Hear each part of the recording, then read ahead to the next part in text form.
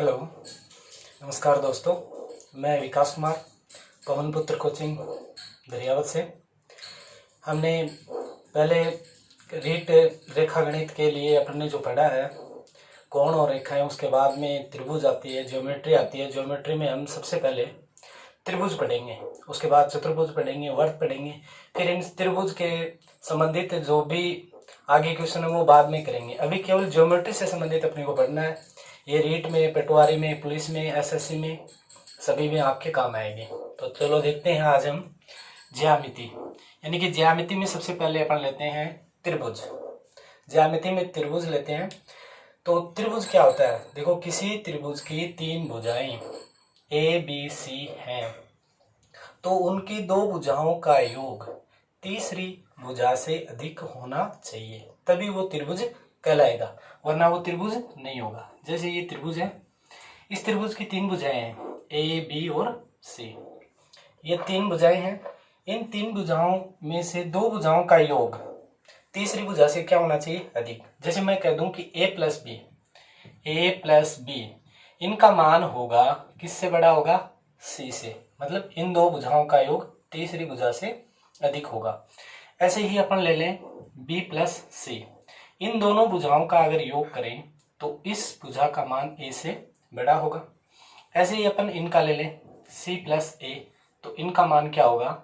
C plus ए, तो इसका मान हो जाएगा बी से बड़ा। ये तो अपन योग की बात करते हैं। ऐसे ही इसको अपन अथवा में क्या कह सकते हैं कि दो भुजाओं का अंतर तीसरी भुजा से क्या होना चाहिए? कम। दोस्तों, दो भुजाओं का अपन अंतर करेंगे, जैसे a माइनस बी, तो दो भुजाओं का अंतर तीसरी भुजा से क्या होना चाहिए? कम। तीसरी भुजा से अब इससे कम होना चाहिए, तो इसका जो ये मान है कम होगा, तो मतलब तीसरी भुजा क्या होगी? बड़ी। यहाँ तीसरी भुजा क्या थी? छोटी। यहाँ क्या है? बड़ी। ऐसे ही b माइनस सी, तो इसमें ये क्या होगा? b माइनस सी ए और c माइनस ए, तो यहाँ b। तो ये तो होती है त्रिभुज की रचना। अगर ये सही नहीं है, यहाँ से एक क्वेश्चन अपने पहले आया हुआ है एग्जाम में, बहुत बार आता है एसएससी बैंक में, तो देखते हैं कि वो कैसे आता है। तो जैसे ये क्वेश्चन मैंने लिखा है, निम्न में से किस स्थिति में त्रिभुज बनना संभव नहीं है? यहाँ दो प्रकार से क्वेश्चन आता है। एक तो त्रिभुज बनना संभव है, मतलब तीन ऑप्शन गलत होंगे, एक सही होगा। संभव नहीं है तो तीन सही होंगे, एक गलत होगा। ऐसे अपन इसको देखते हैं 3, 4, 5, इसी नियम से अपन चेक करेंगे। किसी दो को जोड़ो, तीसरे से ज्यादा हो रही है। 4, 3, 7, इससे ज्यादा है। 5 और 3, 8, इससे ज्यादा है। 4 और 5, 9, इससे ज्यादा है। तो ऐसे अपन इनको करेंगे। लेकिन इसके अंदर देखो, इन दो भुजाओं का योग, यानी 9 और 7 को अपन जोड़ते हैं तो कितना आता है? 16। लेकिन 17 से कम है। 2 का योग 17 से यहाँ कम है, होना क्या चाहिए? ज्यादा। मतलब दो भुजाओं का योग तीसरी भुजा से क्या होना चाहिए? ज्यादा। तो एक पॉइंट तो ये है, इसमें से एक क्वेश्चन आता रहता है।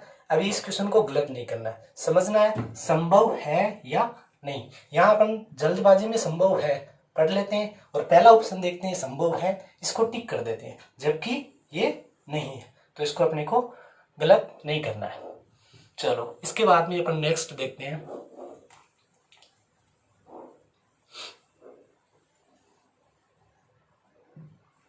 ये कोई त्रिभुज है ए बी सी। इस त्रिभुज में तीनों कोणों का योग क्या होगा? 180। मतलब इस कोण का मान, इस कोण का मान, इस कोण का मान, कोण ए प्लस कोण बी प्लस कोण सी बराबर क्या होता है? 180 डिग्री होता है। त्रिभुज के तीनों कोणों का मान 180 डिग्री होता है। ये कोण कितने भी हो सकते हैं। ठीक है दोस्तों, अब देखो तीनों कोणों का मान 180 हो गया। अब अपने से क्वेश्चन कहाँ से आता है? नेक्स्ट 180 हो गया। अब नेक्स्ट देखो, ये जो कोण है, इस कोण को मैं आगे बढ़ा दूं, जैसे त्रिभुज ए बी और यहाँ सी, मैं इसको डी तक बढ़ा दूं, तो इसमें से ये जो कोण कहलाएगा, ये कोण, इस कोण का मान हमेशा, जैसे ये कोण 1 है, ये कोण 2 है, ये कोण 3 है, किसी त्रिभुज के ये जो बाह्य कोण है, ये किसी भी भुजा के ऊपर हो सकता है। इस बाह्य कोण का मान, जैसे इसका मान मान लेते हैं अपन x, तो इस x का मान कोण 1 और कोण 2 के बराबर होगा। मतलब x कोण x बराबर क्या होगा, कोण 1 और कोण 2। मतलब उसके सम्मुख अंदर अंतः कोणों के सम्मुख इस कोण का जो सम्मुख अंतः कोण जो है, इसमें ये अंदर की साइड वाले में ये 3 नहीं आएगा।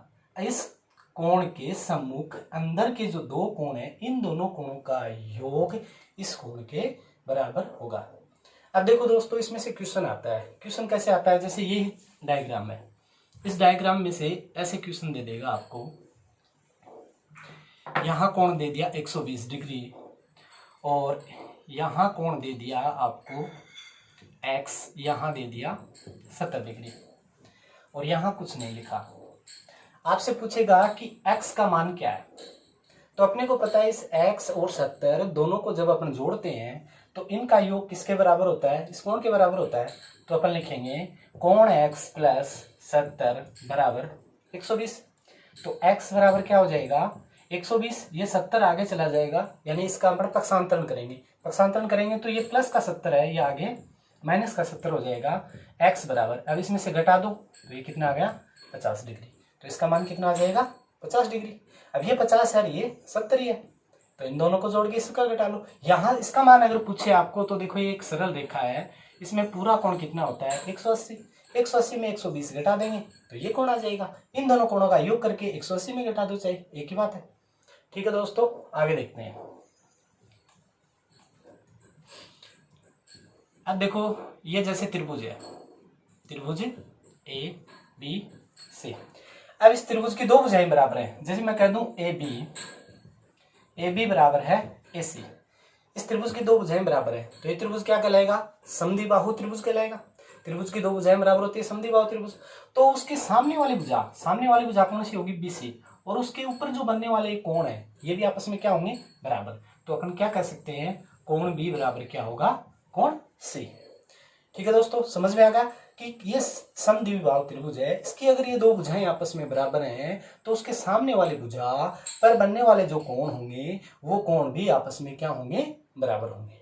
ठीक है दोस्तों, नेक्स्ट देखते हैं। अभी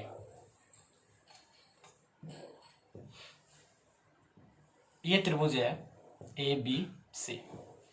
अगर इसकी तीनों ही भुजाएं आपस में बराबर है, जैसे मैं कह दूं त्रिभुज ए बी बराबर भुजा बी सी बराबर भुजा ए सी, ए बी बराबर बी सी बराबर ए सी, तीनों भुजाएं अगर बराबर हैं तो इसके ये तीनों कोण भी क्या होंगे, आपस में बराबर होंगे। मतलब कोण ए बराबर कोण बी बराबर कोण सी होगा।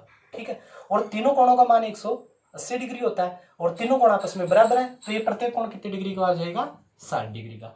और तीनों कोण आपस में बराबर हैं, तीनों भुजाएं आपस में बराबर हैं, तो इस त्रिभुज का नाम क्या कहलाएगा, समबाहु त्रिभुज। समबाहु त्रिभुज यानी जिसकी तीनों भुजाएं आपस में बराबर हो और तीनों कोण आपस में बराबर हो। ठीक है दोस्तों, इसके बाद में देखो क्या होता है इसके अंदर कि जैसे ये त्रिभुज है अपना, इस त्रिभुज की इन 2 भुजाओं के मध्य बिंदु, जैसे इस ए बी भुजा है इसका मध्य बिंदु ये डी है, इस ए सी का मध्य बिंदु क्या है, ई है। जैसे ए बी सी, अब डी ई एफ आगे चलेंगे, तो इन दोनों के मध्य बिंदु को मिलाने वाली रेखा, ये मिलाने वाली रेखा क्या हुई, डी ई। मिलाने वाली जो रेखा होगी वो तीसरी भुजा के हमेशा समांतर एवं उसकी आदि होती है। ये आपने पर में पढ़ी होगी, 6ठी 7वीं क्लास की बुक में दिया हुआ है। तो देखो इसको अपन क्या कह देंगे, डी ई का मान होगा 1/2 BC। मतलब इस BC का मान लो 10 सेंटीमीटर है, तो इस भुजा x का मान क्या होगा, तो अपन क्या कहेंगे, x बराबर 1/2 इंटू 10, क्योंकि BC का मान कितना हुआ 10, तो इसको काट देंगे तो 5, तो इस x का मान कितना आ गया 5 सेंटीमीटर। मतलब इस भुजा का मान कितना है 5 सेंटीमीटर।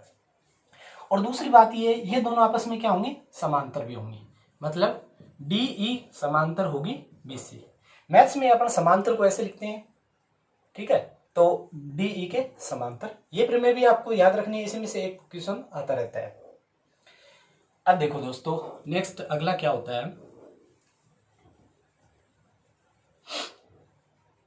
कि कोई त्रिभुज है और इस त्रिभुज की तीनों भुजाओं के अनुपात अगर ये दे 3 4 5 है, किसी त्रिभुज की तीनों भुजाओं के अगर अनुपातों की अपन बात करें 3, 4, 5 दिया हुआ है तो ये मान लेना कि उस त्रिभुज का एक कोण, सबसे बड़ा जो कोण होगा वो होगा 90 डिग्री का, और उसका सबसे बड़ा कोण 90 डिग्री का होगा तो वो त्रिभुज 90 डिग्री पे क्या कहलाएगी, समकोण त्रिभुज।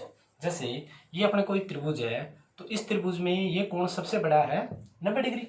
अब इन दोनों कोणों का मान 90 से कम है, क्योंकि तीनों कोणों का मान कितना होता है 180, एक 90 हो गया तो इन दोनों का मिला के 90 है, तो ये सबसे बड़ा कोण हुआ। तो इसको अपन बोलते हैं आधार, इसको बोलते हैं लंब और इसको बोलते हैं कर्ण। तो इसके अंदर देखो इनका जो अनुपात ऐसे आएगा जैसे इसका 3 आ गया, इसका 4 है, इसका 5 है, मतलब 3 का स्क्वायर और 4 का स्क्वायर का अपन प्लस करके अंडरूट ले लें तो 25 में से 5। तो अपने यहाँ एक प्रमेय अपनी क्या बन गई, कर्ण बराबर क्या होता है, आधार का स्क्वायर प्लस लंब का स्क्वायर और इसका अंडरूट ले लेंगे। ये प्रमेय भी आपके काम में आएगी। ठीक है, इनको विस्तार से अपन आगे बाद में पढ़ेंगे, अभी अपन ज्योमेट्री की बात कर रहे हैं, प्रॉपर त्रिभुज नहीं पढ़ रहे हैं। त्रिभुज पढ़ेंगे तो उसके अंदर अब इससे संबंधित क्वेश्चन है वो आएंगे, त्रिभुज के अंदर इसका क्षेत्रफल क्या होता है, ये अपन त्रिभुज की बाद में करेंगे, अभी सिर्फ ज्योमेट्री की बात कर रहे हैं। इसके बाद में देखो ये कोई त्रिभुज है ABC, इस त्रिभुज के तीनों भुजाओं के मध्य बिंदुओं को मिला दें, जैसे इसका मध्य बिंदु D, इसका मध्य बिंदु E, इसका मध्य बिंदु F, इनको अपन ने मिला दिया तो इनको मिलाने से अंदर एक त्रिभुज और बन गया। ये त्रिभुज क्या बना है, DEF। तो इस त्रिभुज का अगर क्षेत्रफल ज्ञात करना तो देखो पूरे त्रिभुज का जो क्षेत्रफल है इसके कितने टुकड़े बन गए, 1, 2, 3 और एक खुद ये 4, मतलब चौथा हिस्सा हो गया। तो अपन क्या कहेंगे, त्रिभुज DEF का क्षेत्रफल, तो ये क्या होगा 1/4 त्रिभुज ABC का क्षेत्रफल, मतलब इस पूरे त्रिभुज के क्षेत्रफल का 1/4 भाग होगा, ये इसका क्षेत्रफल हो जाएगा। तो कई बार इसी का क्षेत्रफल पूछ लेता है, तो अपने को याद रखना है DEF, मतलब किसी त्रिभुज की तीनों भुजाओं के मध्य बिंदुओं से जो बना त्रिभुज है वो पूरे त्रिभुज का 1/4 हिस्सा होता है। ठीक है दोस्तों, इसके बाद में अपने नेक्स्ट त्रिभुज जो होता है वो देखो, जैसे ये कोई त्रिभुज है, इस त्रिभुज की भुजा ये है, एक ये B है और ये समकोण त्रिभुज है। इस समकोण के सामने वाली भुजा क्या कहलाएगी, कर्ण, और कर्ण के सामने ये इसका शीर्ष। इस शीर्ष के ऊपर से मैं अगर इस भुजा के ऊपर 90 डिग्री पर एक लंब डाल देता हूं, ठीक है, जैसे ये लंब थोड़ा सा अपन ऐसे डाल दें, ये हो गया 90 डिग्री और इसका मान क्या है P। ये एसएससी बैंक में बहुत बार क्वेश्चन आता है, पटवारी में भी आ जाता है। तो इस प्रकार के जो क्वेश्चन है अपने को क्या करना है, अब इसमें से क्या अपने को निकल के आ रहा है वो ये आ रहा है कि 1/P² बराबर 1/A² प्लस 1/B²। इस इक्वेशन से अपन क्या करेंगे, इससे संबंधित जो क्वेश्चन होगा वो हल करेंगे, वो आगे हम अपन बाद में देखेंगे कि ये कैसे होगा, इस पे क्वेश्चन कैसे आते हैं। एक बार तो सिर्फ अपने को यहाँ ये समझना है कि किसी त्रिभुज की जो भुजाएं हैं वो समकोण बनाने वाली जो भुजाएं हैं उसके सामने की भुजा जो कर्ण है उसके शीर्ष से डाला गया कर्ण के ऊपर लंब का मान P है, तो 1/P² बराबर 1/A² प्लस 1/B² होगा। ये आपको अच्छे से याद कर लेना है। इसके बाद में अपन नेक्स्ट वीडियो पढ़ेंगे, उसके अंदर इसको सॉल्यूशन अपन इसके क्वेश्चन को समझेंगे। इसके बाद में क्या होता है, देखो कोई एक समबाहु त्रिभुज ले लें अपन, या कोई अपन एक त्रिभुज ले लें। ये त्रिभुज है, इस त्रिभुज में A, B और C, ये इस त्रिभुज की 3 भुजाएं हैं। इस त्रिभुज के अंदर कोई बिंदु, ठीक है, अब इस बिंदु से तीनों भुजाओं के ऊपर अपने को लंब डालना है। क्या करना है, लंब डालना है। जैसे मैं इस भुजा के ऊपर 90 डिग्री का कोण बना दूं, इस भुजा के ऊपर 90 डिग्री का कोण बना दूं, इस भुजा पे भी 90 डिग्री के कोण से, और ये लंब है P1, P2 और P3, और ये कोई समबाहु त्रिभुज है। तो इस समबाहु त्रिभुज की जो ऊंचाई का मान है वो क्या होगा, देखो दोस्तों, इसकी जो ऊंचाई होगी, इस ऊंचाई का मान होगा P1 plus P2 plus P3। और आपको पता होगा समबाहु त्रिभुज का क्षेत्रफल का सूत्र क्या होता है, तो इस ऊंचाई का क्षेत्रफल का सूत्र होता है √3a/2। ठीक है, ए का मतलब क्या है, भुजा, मतलब ये पूरी भुजाएं इसमें ए, यानी तीनों भुजाएं आपस में बराबर है। तो इसके बराबर इसका मान क्या हो जाएगा, P1 plus P2 plus P3।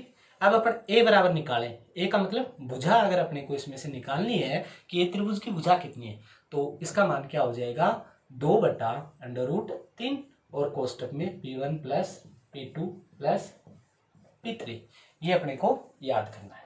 ठीक है दोस्तों, इसके बाद में अपने इससे जो संबंधित क्वेश्चन है वो आगे नेक्स्ट जो अपनी प्रश्नावली होगी इसी त्रिभुज की उसके अंदर देखेंगे। इसके बाद में देखो त्रिभुज से संबंधित और ज्योमेट्री में क्या होता है, जैसे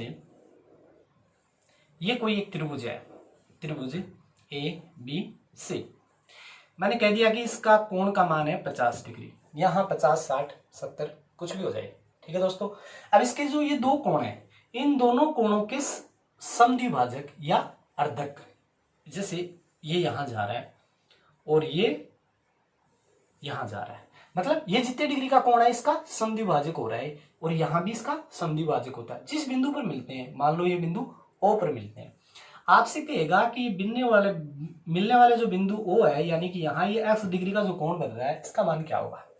ये as it is question same का सेम आता है, यहाँ कई बार 60 आता है और कई बार 50 आता है।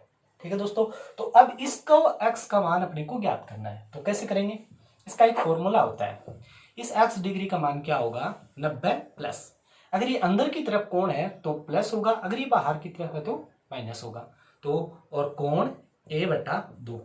ये कई बार a यहाँ हो तो यहाँ वाले से अपन मत देखना, यहाँ जो भी है, यहाँ मैंने a लिखा है इसलिए a/2, यहाँ p हो तो p/2, तो इसका मान 50 है।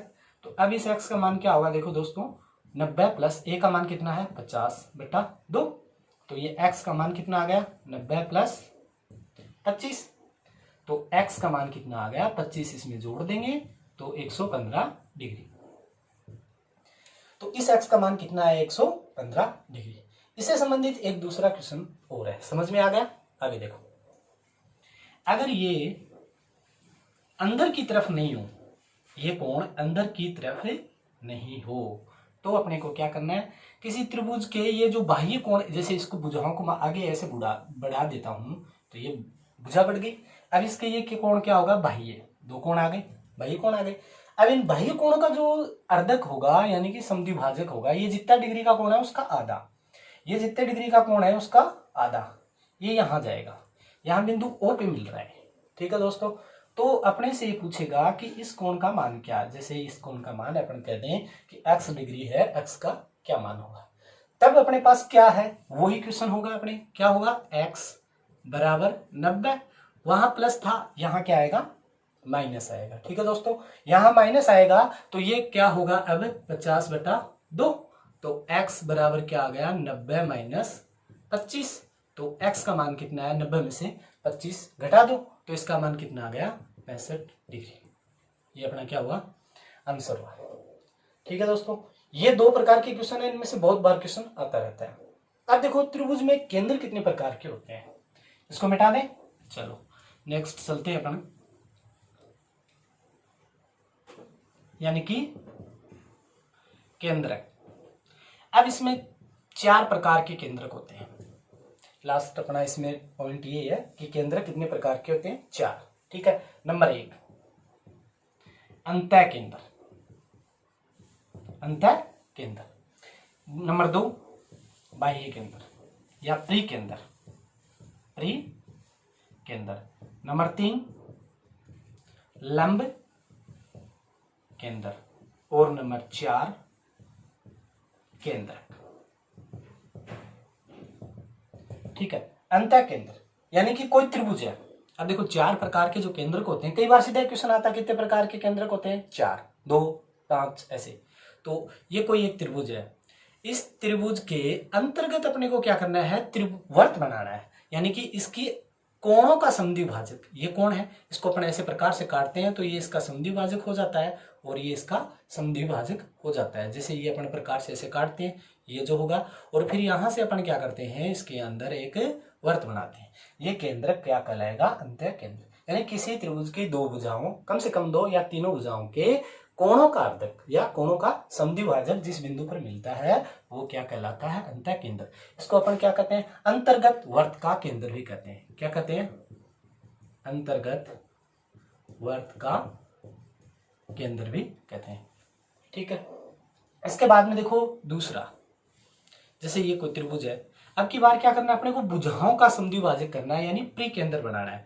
इसके अंदर क्या करेंगे, जैसे ऐसे इस भुजा को अपने यूं काटेंगे तो एक भुजा अपने ऐसे आ जाएगी, फिर इस भुजा का अपना समद्विभाजक करेंगे तो ये अपने ऐसे काटते हैं तो इसमें ये आ जाएगी 2, और इसको मिलाते हुए अपने क्या करते हैं, एक परिकेंद्र।